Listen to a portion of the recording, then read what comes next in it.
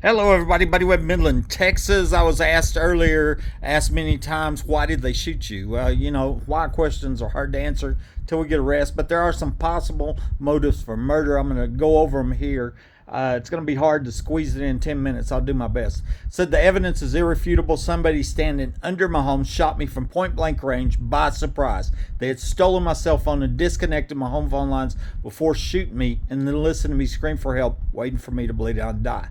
In addition, they shot me with a 45 loaded with a special plastic tip, pellet filled bullet called a Glaser Safety Slug, which was meant to make my murder appear to look like an accident. That would stop an investigation so they didn't get the death penalty. This was premeditated, cold blooded murder, and God saved my life. Okay. Here's the first one on possible motive: house and life insurance money. MPD Detective Rosie Rodriguez had ruled this failed murder an accident, so I'm sure that she would have ruled my murder an accident if I had died as was planned. This would have given her lifelong friend, my ex-wife, my special home and an extra $500,000 in accidental life insurance money. Okay, the big prize was the underground home in the backyard.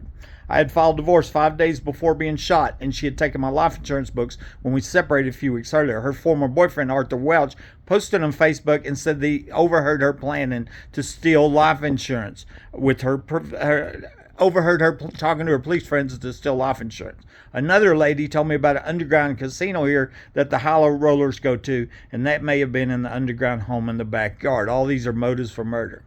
The trapped burglar. On the day of the murder attempt, I came home and I noticed that somebody had been inside my home again. I've been reporting burglaries to police for over a year by this time. I got the idea to tie wire my spare door shut to compartmentalize my home, and I did this because the ex-wife had already told me there was a trap door here. She didn't say which room it was in. Okay. I now know that I trapped a burglar in my hallway bathroom when I towered this door shut, and I figured this out when I returned from the hospital and saw this door halfway torn from the wall and pry marks on the top inside door jamb. It was a dire situation for these criminals because I was on the other side of the door with a gun and every right to protect my life and property. You're seeing that there to the left. Okay. The burglar could have called 911, but if they did that, then it would expose the hidden access to my home, the tunnels, underground homes, and many crimes and murders connected with them. It looks like their friends then started planning my murder. Burglar electrocuted. 2 weeks before the murder attempt, I noticed that somebody was trying to come into my bedroom. I had tear gassed my attic a few days earlier, and I was worried they were here to kill me. I locked this door and then got this idea to put electricity on the doorknob. At the time, I was thinking about the back door being kicked open when the last homeowner was suspected of being murdered here, Mike Lawhon. I believe this saved my life that night.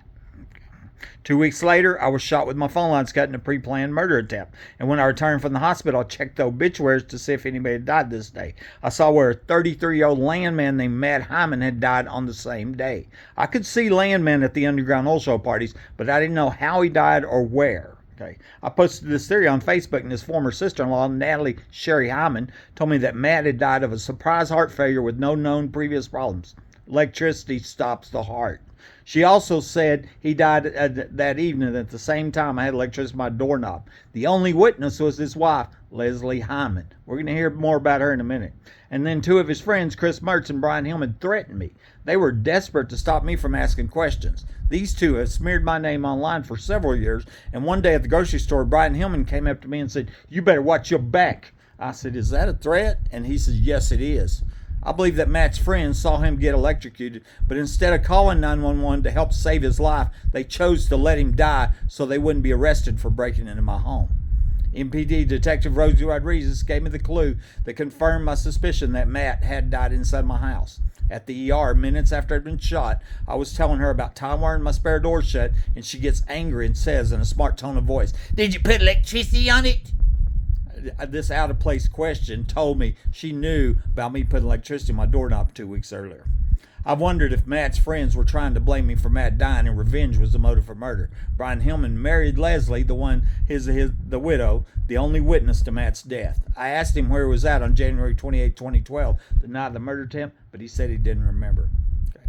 Next one's doctors killing people for profit. The ex-wife had told me with 100% sincerity that a group of doctors were killing people for profit. But what she didn't tell me was that her brother-in-law was a doctor who happened to be my doctor on the night that I was shot. I wondered if these doctors were trying to turn me into profit. I was a problem since I was divorcing the ex-wife, reporting crimes to the police, and trying to stop them on my own. Okay, and the next one, Angie told me about a girl murdered at the 2010 Olso party party.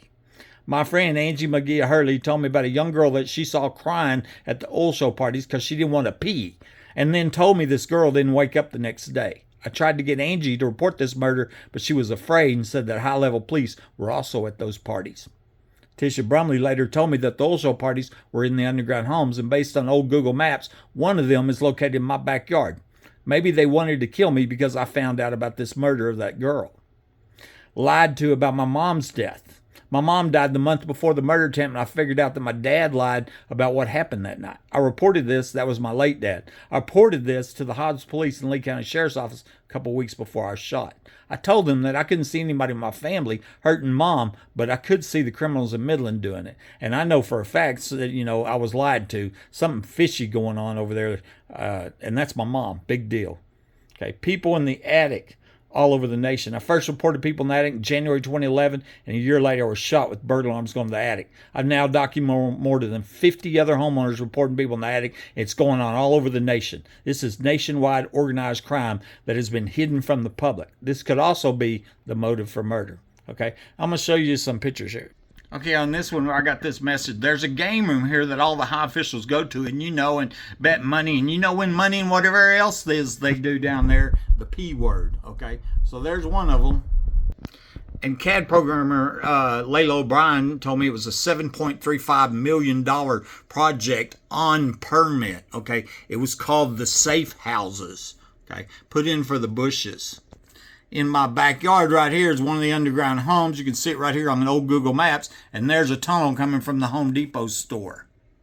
Arthur Welch, the former boyfriend of the ex-wife, asked me if I thought the ex-wife had anything to do with the shooting, and then said, and she threatened to have me killed too. Well, I think she had a lot to do with it for the things she said, and I will never trust her. That was entered in court as evidence. 8 years later, Arthur Welch posted this on Facebook. I was dating this guy's ex-wife when I overheard her talking, and from the things I heard, she had tried to have him killed for insurance money, and to hear how many police were involved. One, her longtime personal friend. The ex-wife had taken my life insurance books. When we separated, it showed I had an accidental death policy, added extra $500,000 if her lifelong friend, Rosie Rodriguez, would rule my murder an accident. This picture's from my bathroom, shows where the pry marks on the inside top door jamb prove that there was a burglar trapped in there. And I was at the hospital saying I tie-wired my doors shut. In a Facebook message, Shannon Jeter mentioned my doors tie-wired shut. He says, like you have been, keep your doors locked and tie-wired, it will slow them down. Bigger people than you can perceive. Good luck finding a DA. He knows something, and them tie-wired doors had something to do with it. This is oilfield landman, attorney, 33-year-old Matt Hyman, died at the same time of a surprise heart failure when I had electricity on my doorknob. I found this obit after I returned from the hospital. This was Matt's sister-in-law telling me he died from a genetic artifact no one knew he had. And I said, was he messing with electricity? And here's a threat I was getting from Brian Hillman and Chris Murch. Maria says, are they always threatening you like this, buddy? Here's Brian Hillman says, this is my wife's late husband. Leslie, the widow, married him, the only witness to Matt's death. Says, I suggest you taking this down before I pursue legal action. Here's Chris Murch smeared my name on YouTube. One whack bird, buddy. Yep. And I sent this from the parking lot of the United Grocery Store when Brian Hillman threatened me and told me I better watch my back. I said, is that threatening? He said, yes, it is. Here's an email to Texas Ranger Strain where I'm telling him the biggest thing of all this, I think, is the ex telling me that the secret is a group of doctors are killing people for profit. And I believed it then, I believe it now. I also testified in court under oath of the same thing. And then I also mentioned that she didn't tell me that her brother-in-law was a doctor. And to find out it was my doctor. Jessica Lee Hadley says, I've been to 2,000 oil shows. I tell you what, there's more than just that one girl that was murdered or raped there because she didn't do whatever they wanted her to do. I told her about Angie telling me about the girl being murdered. Tisha told me that the oil show parties were going on in the underground homes, and one of them is in my backyard. On the day of the murder attempt, I sent my sister-in-law Mitzi an email telling her that I'd called the police because I'd figured out that my dad and my brother had lied about what happened to my mom. And I've documented over 50 other homeowners reporting people in the attic since I was shot with reporting people in the attic.